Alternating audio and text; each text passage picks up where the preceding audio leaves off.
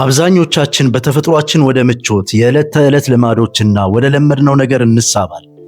የምንጨነቅበት፣ ሪስክ የምንወስድበት ወይም የምንፈተንበት ሁኔታ በሌለበት አካባቢ መቆየትን እንመርጣለን። ይህንን ቦታ ሁሉንም ነገር የለመድነውና ለውጥን ያላማከለ በመሆኑ የምቾት ቀጠና ወይም ኮምፎርት ዞን ብለን እንጠራዋለን። ይህ ቀጠና ለጊዜው አመቺ ቢመስልም በማዘናጋት ባለንበት ሊያቆመን ይችላል፣ ሊያዳክመን ይችላል። ጥረት ከማድረግ ይልቅ ቀላሉንና የለመድነውን መንገድ እንዲሁም ለእድገት ከመጣር ይልቅ ለለውጥ ያለንን ፍርሃት ይጨምርብናል። እውነታው ይህ ነው። ታላላቅ ህልሞቻችሁ፣ እውነተኛ አቅምና ጥልቅ ዓላማዎቻችሁ በምቾቶቻችሁ ውስጥ አይኖሩም፣ ከዚያ ባሻገር ይጠብቋችኋል።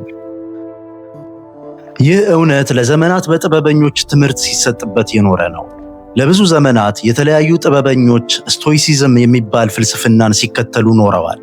ይህ ፍልስፍና ስሜት አልባ መሆን ማለት አይደለም፣ የማይናወጥና በቀላሉ የማይሸበር መሆን ማለት ነው። የስቶይክ አስተሳሰብ መሰረቱ መቆጣጠር የምትችሉትንና የማትችሉትን ለይቶ ማወቅ ነው። ውጫዊ ክስተቶችን መቆጣጠር አትችሉ። በተቃራኒው አእምሯችሁን፣ ተግባራችሁንና ለነገሮች የምትሰጧቸውን ምላሽ መቆጣጠር ትችላላችሁ። ኃይላችሁ ያለው በዚህ ውስጥ ነው። ይህ የጥንት ጥበብ የዋርካ አስተሳሰብ እውነተኛ መሰረት ነው። ኤፒክቴተስ የተባለው የስቶይክ ፈላስፋ አንድ ጊዜ ችግሮች የሰዎችን ማንነት ያሳያሉ ብሏል። በሌላ አነጋገር ችግር እውነተኛ ማንነታችንን የሚገልጽ የመጨረሻው ፈተና ነው። ልክ ነፋስ በእሳት ላይ ሲነፍስ እሳቱ ይበልጥ እንደሚፋፋመው ሁሉ ሕይወት ስትቃወመን እኛም የበለጠ እንጠነክራለን። የምቾት ቀጠና ግን አቅማችንን ይደብቃል። አስደሳች ቢመስልም የውስጥ ብርታታችንን፣ የፈጠራ አቅማችንንና ዓላማችንን በቀስታ ይነጥቀናል። ይህም ለታላቅነት ለሚመጡ ፈተናዎች እንዳንዘጋጅ ያደርገናል። ይህ ጥበብ በእኛ በራሳችን ባህል ውስጥ ስር የሰደደ ነው። የዋርካ ዛፍን አስቡ። በሀገራችን ወግ ውስጥ የመጠለያ የጽናትና የጥበብ ምልክት ነው። ዋርካ ለስላሳና ለም መሬት ላይ ብቻ አያድግም። ይልቁንም ጠንካራና አድካሚ በሆነ የአየር ሁኔታ ውስጥም ነው የሚያድገው። ጥንካሬው ችግሮችን በማስወገድ ሳይሆን በችግሮቹ ውስጥ እንዴት ማደግ እንዳለበት በመማር ላይ ነው። ስቶይኮች ይህንን ከተፈጥሮ ጋር ተስማምቶ መኖር ብለው ይጠሩታል። ዓለም እንዳለች ከነችግሯ መቀበልን፣ የምንፈልገውን ሳይሆን ያለውን ተቀብሎ በዚያ ውስጥ መላመድን።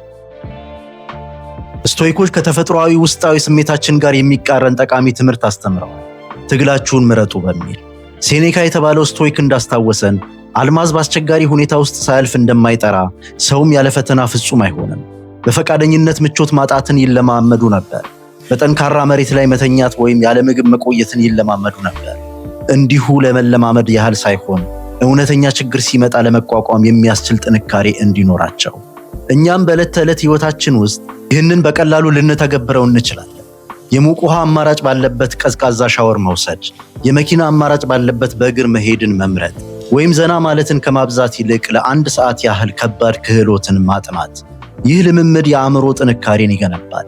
ነገሮች ሲከብዱ እንኳን ይህን መቋቋም እችላለሁ ለማለት አእምሯችንን የምናሰለጥነው በዚህ መንገድ ነው። በሕይወታችን ውስጥ ምቾት ማጣት በብዙ መልኩ ይገለጻል። ብዙ ጊዜ አንድን የእድገት መንገድ ከመጀመራችን በፊት ራሳችንን አላስፈላጊ በሆኑ ጥያቄዎች በመሙላት እናቆማለን። በወድቅስ ሰዎች ምን ይሉኛል በማለት። ነገር ግን ትክክለኛና ተገቢ የሆነው ጥያቄ ቢሳካልኝስ፣ ይህ የምወጣው ፈተና ቢሆንስ የሚል መሆን አለበት። ምቾት ማጣትን የምንፈራው ነገር ሊሆን አይገባም። እያንዳንዱ ምቾት የሌለው እርምጃ፣ እያንዳንዱ ውድቀት፣ እያንዳንዱ እንቅልፍ የሌለው ምሽት እኛን የማጥራትና የማጠናከር አቅም አለው። ችግር ሲመጣ ለምን እኔ ብሎ ከመጠየቅ ይልቅ የስቶይክ አስተሳሰብ ይህ ምን እያስተማረኝ ነው? ይህ እንዴት የበለጠ ጠንካራ ሊያደርገኝ ይችላል ብሎ ይጠይቃል። ይህ ሐቅ ስፍር ቁጥር በሌላቸው እውነተኛ ሕይወቶች ውስጥ ይንጸባረቃል። አገራቸውን ለቀው ወደ አዲስ ሀገር የሄዱ በሚሊዮን የሚቆጠሩ የሀገራችንን ሰዎች አስቡ። የቋንቋ እንቅፋት፣ የባህል ግጭትና የብቸኝነት ስሜት ብዙ ጊዜ ይገጥማቸዋል። ያ ግን ለተሻለ ነገር ካላቸው ራዕይ የተነሳ የወሰዱት ምርጫ ነው። እነዚህ ወገኖቻችን ምቾትን አልፈለጉም። የወደፊቱን የተሻለ ሕይወት የሚያሳኩበትን አማራጭ መረጡ። እናም ለዚያ የሚገባውን ዋጋ ለመክፈል ራሳቸውን አዘጋጁ። ጉዟቸው ለዋርካ አስተሳሰብ ዋነኛ ምስክርነት ነው። የስደት ብቻ ሳይሆን የጽናትና የእድገት ታሪክ ነው። በሀገር ውስጥም ቢሆን እነዚህ ታሪኮች በየቀኑ ይቀጥላል።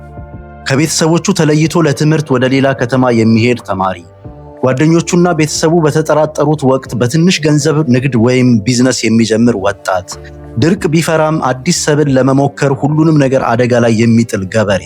እነዚህ በሕይወት ለመትረፍ የሚከወኑ ተግባራት ብቻ አይደሉም፣ የራዕይና የዓላማ ተግባራት ናቸው። እድገት እንቅስቃሴን እንደሚፈልግ ያስታውሱናል።